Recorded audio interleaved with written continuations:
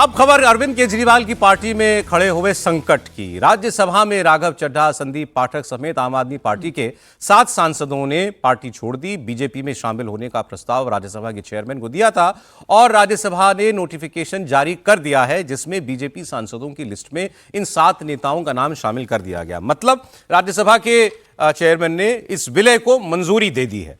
आपने देखा था कि इसके पीछे इनके जाने के खिलाफ भी एक अपील की थी आम आदमी पार्टी ने चेयरमैन से, मतलब उपराष्ट्रपति से, और कहा था कि ये आम आदमी पार्टी के सदस्य हैं सभी, और चूंकि इन्होंने सीधे जाकर के भाजपा ज्वाइन कर ली, 3 सांसदों ने तो कर ही ली थी पहले दिन जब घोषणा की थी अलग होने की आम आदमी पार्टी से, तो इनकी सदस्यता रद्द की जाए।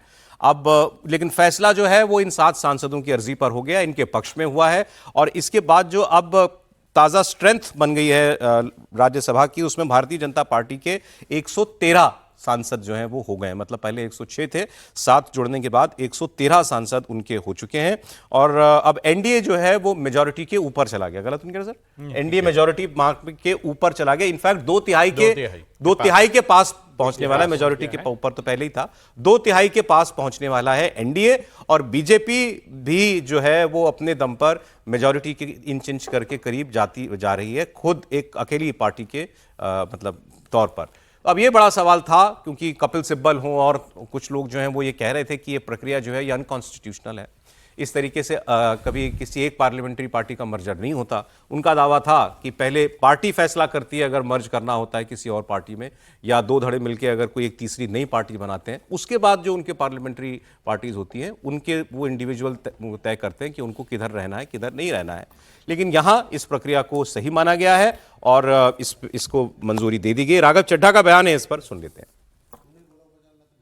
जिस पार्टी को मैंने अपने प्राइम यूथ के 15 साल दिए, अपने खून पसीने से, बहुत मेहनत से इस पार्टी को सींचा, लेकिन आज ये पार्टी वो पुरानी वाली पार्टी नहीं रही। इस पार्टी में आज एक टॉक्सिक वर्क एनवायरनमेंट है। आपको काम करने से रोका जाता है, पार्लियामेंट में बोलने से रोका जाता है, और ये पॉलिटिकल पार्टी आज चंद करप्ट और कॉम्प्रोमाइज लोगों के हाथ में फंसकर रह गई है, जो अब देश के लिए नहीं, अपने निजी पर्सनल फायदे के लिए काम करते हैं। मैंने अकेले ने नहीं, मेरे साथ 1 नहीं, 2 नहीं, 3 नहीं, 4 नहीं, 5 नहीं, 6 और सांसदों ने, यानी कि कुल 7 एमपीज ने यह फैसला लिया कि हम अपनी इस पॉलिटिकल पार्टी से रिश्ता तोड़ते हैं। एक आदमी गलत हो सकता है, 2 आदमी गलत हो सकते हैं, लेकिन 7 लोग गलत नहीं हो सकते। और वो अनगिनत लोग जो एजुकेटेड एरुडाइट लोग थे, जो इस पॉलिटिकल पार्टी के सपने के साथ जुड़े थे, वो तमाम लोग जो इस पार्टी को छोड़ के चले गए, क्या वो सारे गलत हो सकते हैं? अब राघव जी को ठीक लगा, उन्होंने पार्टी छोड़ दी। 7 लोगों को ठीक लगा, उन्होंने भाजपा ज्वाइन कर ली। लेकिन राघव जी का यह तर्क थोड़ा कमजोर विकेट पे है कि 1 आदमी गलत हो सकता है, 2 आदमी गलत हो सकते हैं, 7 आदमी नहीं गलत हो सकते। 7 आदमी ठीक भी हो सकते हैं, 7 आदमी गलत भी हो सकते हैं। बहरहाल अब ये हो गया, अब ये डन एंड डस्टेड फाइनल मामला हो गया, और मुझे नहीं लगता कि इस मामले को बहुत ज्यादा तूल देगी आम आदमी पार्टी। कल तक तो लग रहा था कि वो इसको चैलेंज करें, हो सकता है सुप्रीम कोर्ट जाए, वो रास्ता उनके लिए अभी भी खुला हुआ है। लेकिन अब देखिए कि इसमें आगे क्या होता है। हर्षवर्धन जी। नहीं, देखिए, सबसे पहले तो ये कि आपने कहा कि वीक विकेट पर हैं, तो भारतीय जनता पार्टी के साथ है, इतनी मजबूत सत्ताधारी पार्टी के साथ, तो उनका विकेट बहुत मजबूत है। वो याद कीजिए ना, जो एकनाथ शिंदे जी ने कहा था, वो होटल से वो वायरल हो गया था कि हमारे पीछे बहुत बड़ी ताकत है। तो राघव चड्ढा जी के पीछे बहुत बड़ी ताकत है, तो इसलिए वो वीक विकेट पर नहीं है। लेकिन जिस पार्टी से आए हैं उसका सचमुच कोई मतलब किसी तरह का आधार, कोई चर्चा, कोई बातचीत, कोई भी ऐसी चीज जो कर रहे हैं जिस पर चर्चा की जानी चाहिए, वो है क्या बचा? आम आदमी पार्टी रही नहीं गई।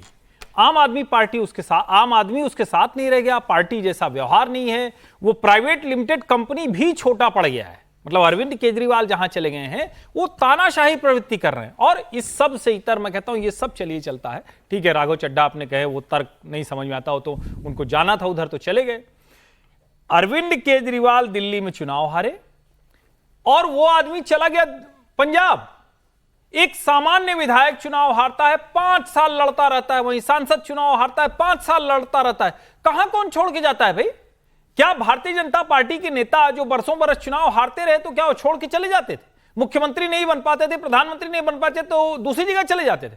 अरविंद केजरीवाल राजनीतिक तौर पर सबसे कमजोर शख्सियत के तौर पर दिखे हैं एक जिसको कहते हैं ना कि समय ने उनको खड़ा कर दिया, लेकिन समय के साथ चलने की क्षमता अरविंद केजरीवाल में नहीं थी। हवा जरा सी गड़बड़ाई, वो कमजोर पड़े दिख रहे। तो ऐसे में इन सब का छोड़ना, साथ आप कह रहे हैं छोड़कर उनके अंदर जाना आपको स्वाभाविक था। अब उनके अंदर आपको वो विल पावर भी दिखाई नहीं दे रही खड़े रहने की। कतई नहीं है। अगर होती, मैं मतलब आप सब लोग जो ये कहानी, कुर्सी का मतलब क्या होता है? कुर्सी तो क्रिएट की जाती है ना, ये कोई देता थोड़ी नहीं कि आईएएस का एग्जाम पास किया, जैसे वो आईआरएस बनी थी, कुर्सी मिल गई। यहां तो आपको जनता का भरोसा जीतना है तो आपको पावर मिल जाता है, और आप अगर पावर से हटते ही जनता का भरोसा छोड़ के, और विपश्यना भी शायद पंजाब चले गए थे, कोई मतलब अगर गलत नहीं हूं मैं, वहां की सिक्योरिटी लेकर, तो जो ऐसा आदमी होगा वो क्या राजनीति कर पाएगा? लड़ने की क्षमता नहीं अरविंद के। दो बातें हैं, एक तो ये जो प्रक्रिया है ये इसको मान्यता मिली, ठीक हुआ नहीं हुआ, और दूसरा क्या अरविंद केजरीवाल, जाहिर है कि भाई कमजोर, कुछ तो पार्टी कमजोर हुई है वरना ऐसे कौन छोड़ के जाता है, लेकिन अरविंद केजरीवाल खुद भी कमजोर हो गए क्या एक पॉलिटिशियन के तौर पर?